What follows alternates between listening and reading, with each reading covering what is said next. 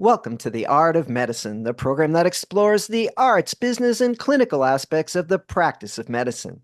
I'm your host, Dr. Andrew Wilner. Today, I'm pleased to welcome Dr. Bijoy John, a board certified sleep specialist practicing in Franklin, Tennessee, just around the corner from my studio here in Memphis. Dr. John is author of Nobody's Sleeping: Seven Proven Sleep Strategies for Better Health and Happiness. Dr. John has seen just about every type of sleep problem imaginable, and he's going to give us some tips so all of us can achieve better sleep. But first, I'd like to thank our sponsor, locumstory.com. Maybe you're curious about locums and how it might fit into your career story, but do you know all the different reasons physicians choose locums and how it works for them? At locumstory.com, you can hear firsthand stories as diverse as physicians themselves. There's not one solution for everyone. The variety of opportunities might surprise you. Locum Story is an unbiased educational resource. It has tools that let you explore trends in your specialty and compare different locums agencies. There's even a simple quiz to see if locums is right for you. Do your own research at locumstory.com. It's easy. And now to my guest. Welcome, Dr. John. Thanks, Dr. Wilner, to be on your show. It's great. We all deal with, the kind of like a similar thing, sleep neurology. So I'm really excited to share my experience with your audience and help everyone sleep better and make the world a better place. Yes, and now that you mention that, way back when, I had forgotten about this, when I was completing my neurologic residency in Montreal at McGill, I was looking for a fellowship and I got very interested in sleep, because there is a lot of overlap. And of course, it has to do with how the brain works. And we make, I think we consolidate our memories during sleep. And we certainly don't function very well neurologically if we don't sleep. So clearly, it was important. And this is a long time ago. I think before it was really as well known as an issue that we all need to address. And I actually had an interview at Stanford for their sleep medicine fellowship. And so I went there with my, I think, girlfriend at the time. And it was a big deal going to Stanford. And I found the sleep lab. And the director of the sleep lab, who was supposed to interview me, never showed up. And so I was just there, right? And all the admins were running around in circles trying to find him, and nobody knew where he was. So I became a neurologist instead. An epileptologist is what I did my fellowship in. But I still, despite that early experience, have been very interested in sleep. So when I saw your book, which is very comprehensive, I looked it over. I said, "You're the guy to talk to." So how did you get interested in sleep? I mean, every stages of our life, our sleep changes, and we are victims of poor sleep. In med school, I never slept. But then I knew, even during exams, I knew if I rested well, my exam scores were much better than if I burnt the candle, right? So I knew sleep is something very unique. Then during fellowship, ICU training, critical care, I was basically a shift worker. Then I know how cranky I am the next day, right? So then I become a business owner, the decisions you have to make, and then when I lost my mom, the grief. So I'm able to know how it is not to sleep. And through my 25 years as a sleep specialist, I've defined these seven proven sleep strategies, which I practice in my own life. So I said, and then I've helped thousands of patients over the course of my career. I said, let me take you to the next level. Let me write a book, so more people can benefit from it. This is a holistic method. I'm not that I'm anti-medications, but sometimes I do. But most of the time, chronic insomnia, we can, do much better. So, and then I'm on many shows, on TV, radio, and I'm on your show. And also, I want everybody to know the superpower. Like you mentioned, you're better when you sleep better. We have it, it's free. It affects all parts of our body, cognitive activity, heart, diabetes, blood pressure, academic, athletic. sexual performance, all is affected by sleep. So, hey, why not? Let's discover the superpower. Right. So I assume that the director of your fellowship program actually showed up when you went to interview, right? So you He you was there. completed you Yeah, completed a sleep fellowship, right? So we did additional have this. training after your additional training in critical care and ICU medicine. That's right.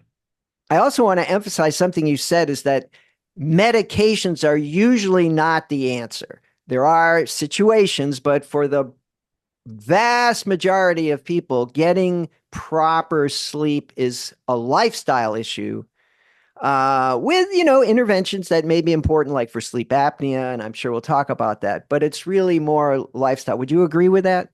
Absolutely. See, like any medicines you take, just like alcohol, our body gets tolerant to it. So then we need higher dosage, different class of medications. Same thing with, you have a buzz after, a glass of wine, then you need two, then you need three. Same thing with medications, a body develops tolerance, but you don't need any of it. We are a melatonin factory. We also make GABA and sleep medication, sleep promoting chemicals like adenosine. We are the factory. We need to find a way to harness our body's power to secrete these chemicals. Now, there was a phrase in your book that I want to read. Sadly, sleep disorders are slow killers. All right, so tell us about that. So, I also mentioned, sleep problems don't hurt like a toothache, right? If you have a pain or if it's a cancer that's growing, we're going to take care of it immediately. But sleep problems, you can put it away, but years of not treating it adds up. Chronic fatigue, you're in a mental fog. You can even have an accident, snoring, sleep apnea. You don't take care of, then you have blood pressure problems. So we don't pay instant attention because there's no instant gratification, right? So Mm. we compromise on sleep, but it adds up. Just think about it. If you compromise your sleep 1 hour for a night and you do that for a week, it's like almost you didn't sleep one whole night. So you're walking with a sleep debt. Many people, I do believe, are walking with a sleep debt. Can you catch up? Correct. So I do prescribe something called bed rotting. I tell people to unplug and just sleep. My kids, when they were in college, they never slept, but they said they have a sleep problem. I said, no, you don't have a sleep problem. You have a sleep debt or insufficient sleep. So when they came home, I took away all the gadgets. I just fed them and they slept for 14 hours for 2, 3 days, and then they wake up ready to go. But in today, what's happening is bed rotting is it's kind of like becoming mainstream, but people bring their gadgets to the bed and then you don't no longer become bed rotting. You are actually, revving up your system. So that's a little caveat there. But I do, you can make it up, 2, 3 days and even, taking, some naps, you can make up the time. Let's talk about screens for a moment. I have several questions. First, do you think that sleep problems are worse today, now that everyone has a screen, than they were, say, 10 years ago when screens weren't quite so ubiquitous? Do you think that's made a big difference? Absolutely. See, the usage of social media and our cell phones is more addictive than any medication known to man because it provides us so many levels the gratification. If you're seeking knowledge, if you want to take revenge, if you want to make a harsh comment, you have it all. Human curiosities Hmm. fulfill. But the challenge is all that information comes from a light source. We are creatures of light. We wake up in the morning at the crack of dawn when the sun comes out. But you're taking these devices to your bedroom, and the light is telling your brain, it goes from your eyes to the brain and tells, hey, it's still daytime. And just, I know, I'm just trying to educate everyone. The melatonin is only secreted in darkness and cold temperature. The word mela means darkness, right? But that's so Hmm. you don't secrete your own melatonin. So there lies the problem. You asked me about increasing sleep time. Unfortunately, what happened after COVID, people started working from home and then they started taking their devices and the computers into the bedroom. So when you open this light, from the computer, especially in your bedroom, there's no ambient light. It's more powerful than looking at your computer or a phone in another room where there's ambient light. So it compounds the problem. Now, I'm not trying to make any promotion here, but Kindles are different in the way that they have light. Is that a better solution if you want to read than reading on your phone, or doesn't it make any difference? Or It is it the does make reading it a itself? Is it the reading itself that's the problem? in reading itself, and then plus the light. It's the analogy I give there is difference between Coke and Diet Coke, right? And so the light and the blue light filters, but it's still the source of light which we are Uh, trying to eliminate. Plus, not to mention all the notifications. You're tempted to look at other things. You're tempted to catch up on your emails.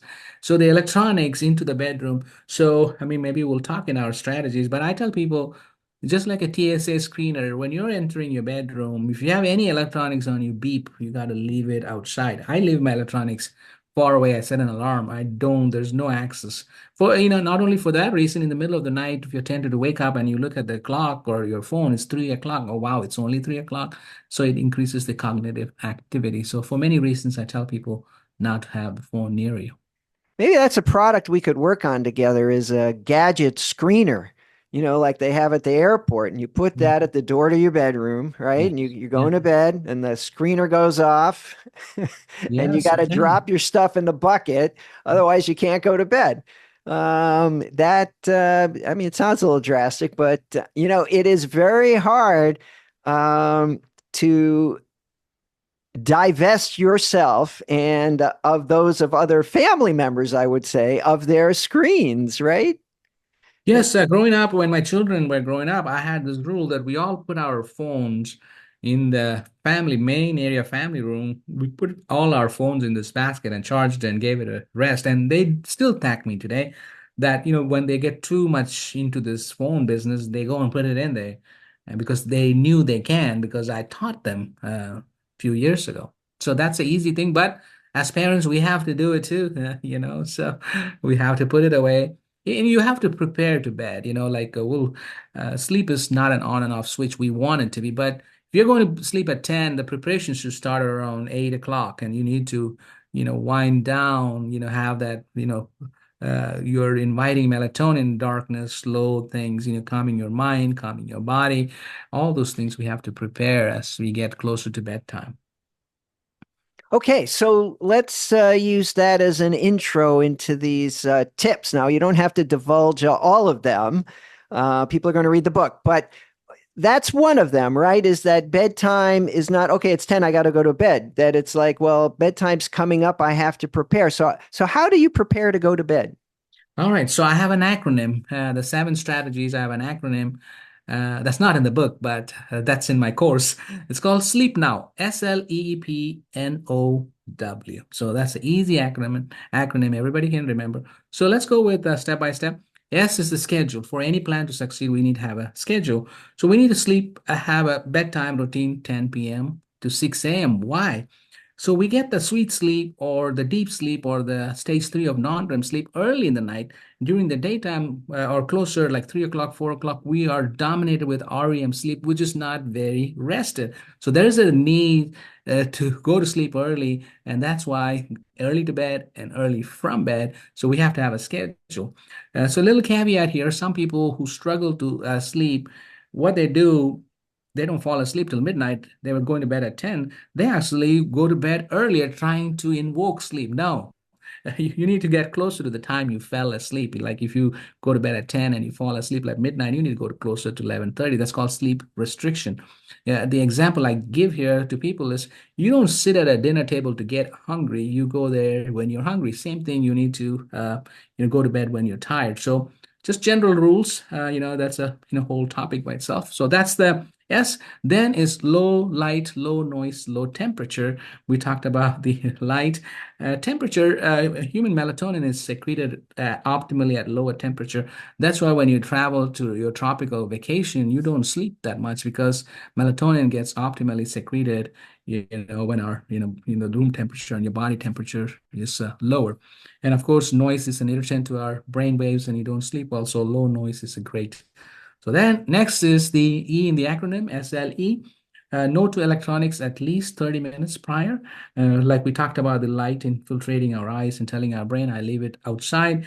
So it's a huge problem. We're compromising for the extra hours to be on our gadgets from compromising our sleep, right? Where does that extra 2 3 hours come from? We are all compromising, including myself. I catch myself, and I have to remind myself of that. So that's the E.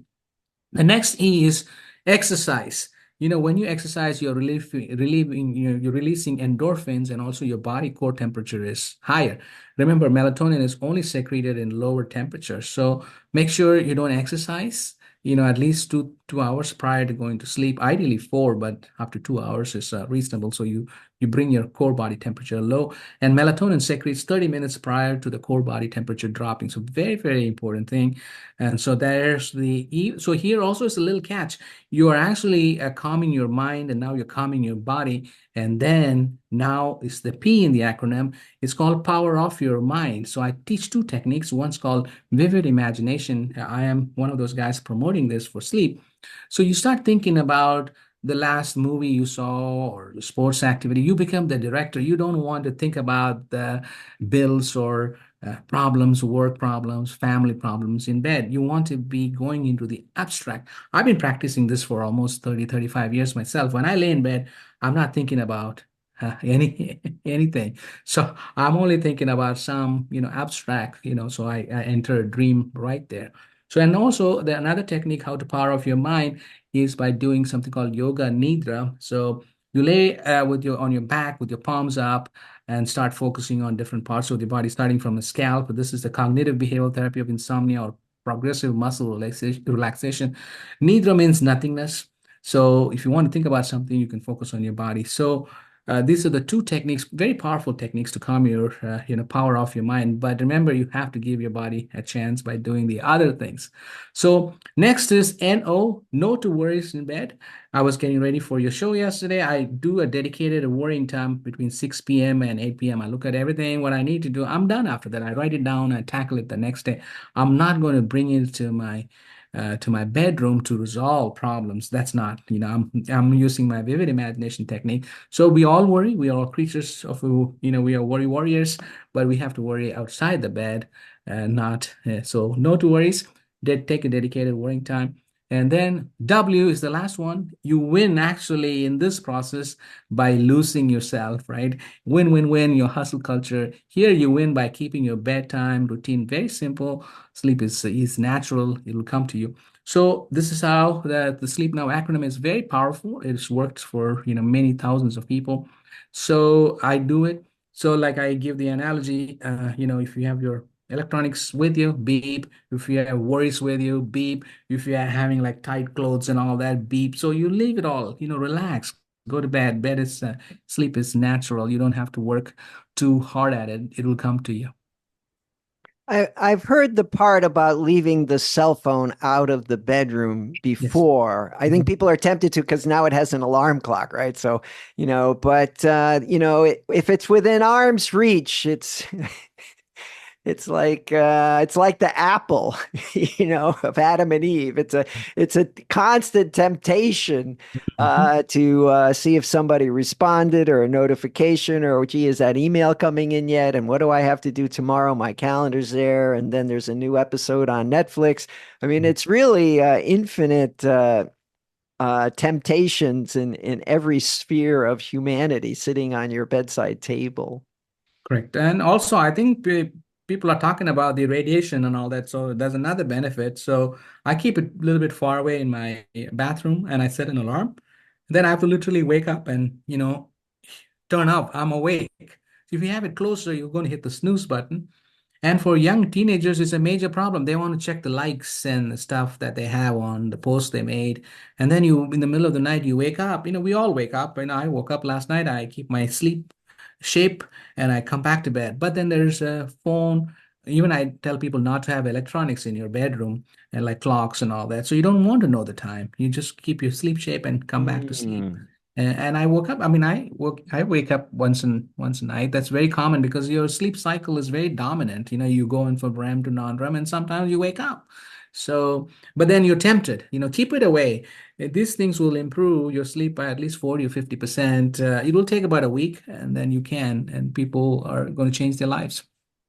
Let me ask you a question that has some personal interest. Is it true that as one ages, you need less sleep, or is that a myth? So that's a great question. Sleep is great until age 20, but after that, every decade, for many reasons, responsibility, raising a family, stress, and then medical conditions like sleep apnea, restless legs, all that creep up. And women, sleep is, extra, responsibility of raising children and having a baby, pregnancy. But then when menopause happens, their sleep is completely gone out because of the hot flashes and predispositions to sleep apnea. So I dedicated a chapter for women on that topics. So, but as we grow by age 70, your sleep is completely gone or very poor because of many reasons. Your brain starts to shrink and there's less chemicals produce hormones to sleep produce. So, but you need to sleep still 7 and 8 hours. And then that's why I dedicated a chapter for older adults because they don't have job. They take a nap during the day, which is counterproductive.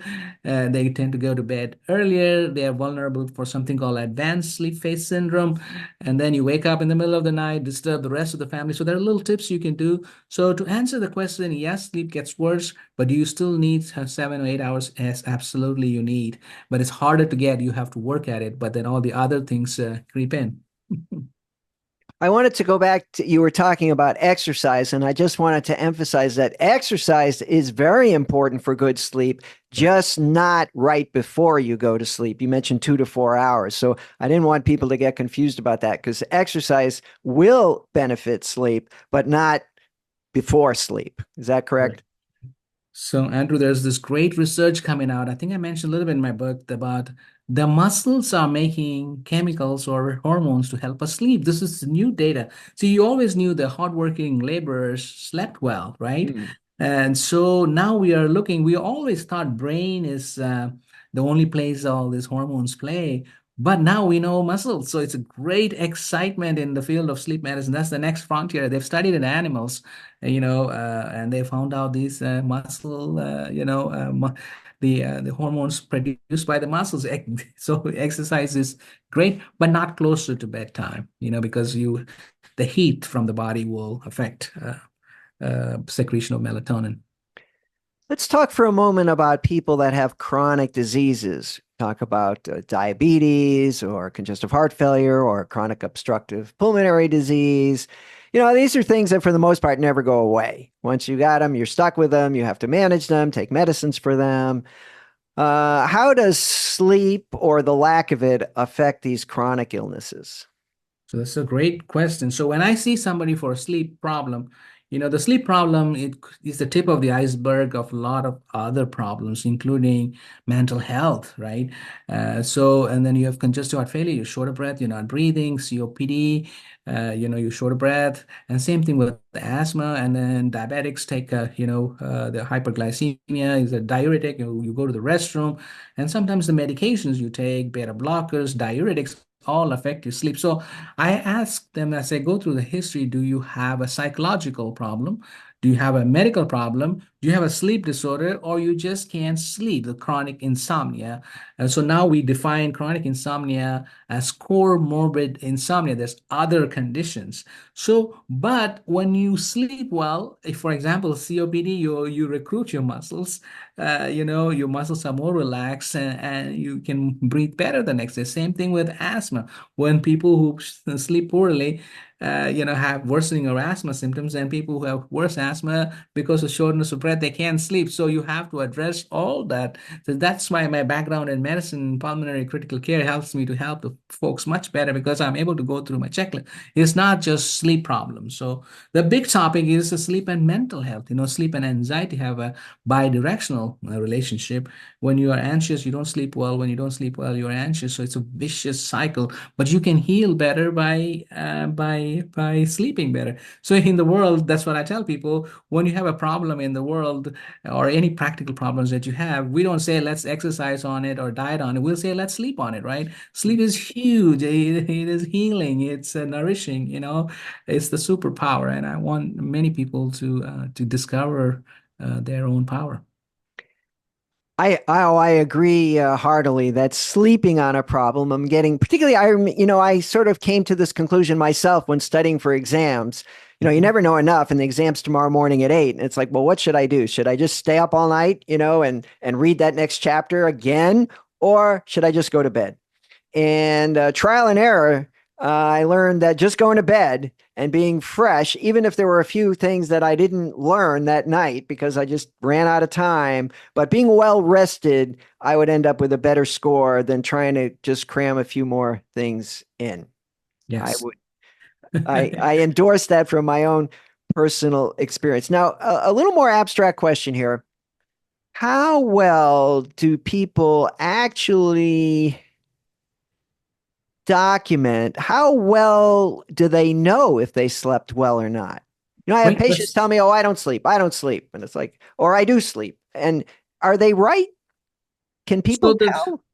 Yeah, so there's a little bit of variation here, and of course, when it gets to the press, so few people can sleep very little and function normally. Elon Musk, the previous presidents, Trump and Obama, they don't sleep much, but they are born with the genetic lottery. They get a lot of the deep sleep in 3 or 4 hours. They sleep. The rest of us need about 7 or 8 hours to get all the cycles and stages. So to answer the question, if you sleep for 7 or 8 hours as an adult, and then in the morning you wake up and you're still tired, you have a sleep debt, sleep problem, or a medical problem. So there lies the answer.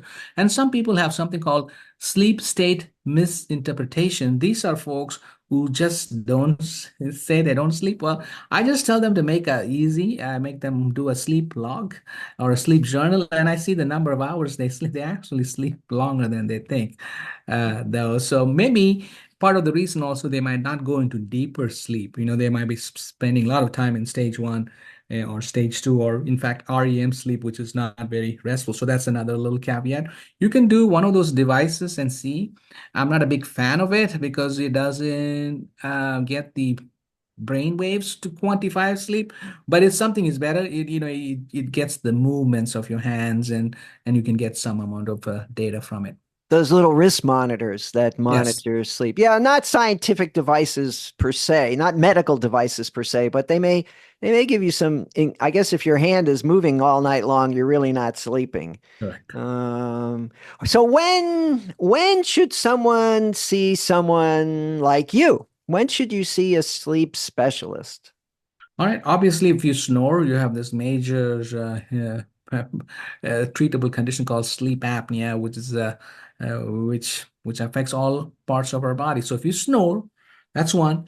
If you cannot sleep and you're tired and you're in a bad mood, that's called insomnia. Or if you sleep too much, there's a condition called hypersomnia or narcolepsy. So snoring, big warning sign. If you don't sleep well or sleep enough, that's insomnia. Number three, if you sleep too much, it's called hypersomnia. These are the big three that people come and see me all the time. Now, I didn't realize that snoring was always pathological. My grandfather was famous for his snoring, and we would visit him. I mean, you could not sleep in the same room with him. I mean, the walls would vibrate. And but we did not identify it as a medical issue, and he lived till he was 96. He did pretty good, but maybe he would have lived longer. So is snoring something that really should be taken as a medical symptom? Yes, absolutely. So when you have a pipe and the pipe is narrowed, like I'm telling about a water pipe, you creates turbulence. Same thing with our airway. When our airway is narrowed, air has to go through a narrow passage, and that creates the Venturi effect or the turbulence. That's the snoring. So snoring equals air going through a narrow passage, period. In children, the tonsils, easy fix. Both my children snored. They had, tonsils. I took them. They were tired. I used to take them to school. They're sleeping in the back. So, fix. That's an easy fix. Adults is a little complicated because the whole tissue collapses in the back of the throat. The tongue falls back, especially when you're sleeping on your back, the tongue collapses on your back. So, snoring 100% is a sign of obstruction, and we need to get help ASAP. Very valuable tip. Dr. Yes. John, this is fantastic. And this is all great, really actionable information, as they say. So, anything you'd like to add before we wrap up? So sleep is powerful. We tend to compromise our sleep to do other things. But I say if you sleep enough and 1 or 2 hours extra, you are much more productive. You're supercharged. You can achieve a lot more in a short of time by sleeping better and being in a great mood and being the best version of yourself. So everybody needs to know that. And we in this field are trying to promote good sleep. So fortunately, people are becoming aware of sleep. Dr. Bijoy John, thanks for joining me on the Art of Medicine. Thank you. And people can buy my book. It's called Nobody's Sleeping, or visit my website, sleepfixacademy.com. And I'm also in all the social media platforms as Dr. Sleep Fix. So follow me and let's learn together. Yes, I'll put that information in the show notes. Sleep well and be well, everyone. Before we close, I'd like to give another thanks to our sponsor, locumstory.com, a resource where providers can get real, unbiased answers about locum tenens. I'm Dr. Andrew Wilner. See you next time.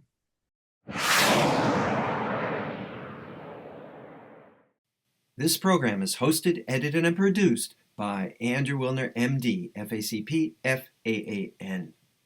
Guests receive no financial compensation for their appearance on the Art of Medicine.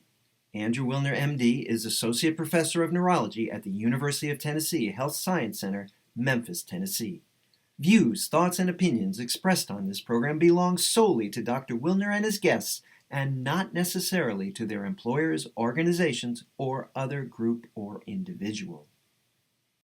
While this program intends to be informative, it is meant for entertainment purposes only.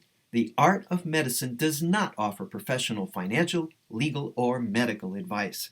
Dr. Wilner and his guests assume no responsibility or liability for any damages, financial or otherwise, that arise in connection with consuming this program's content. Thanks for watching. For more episodes of The Art of Medicine, please subscribe. www.andrewwilner.com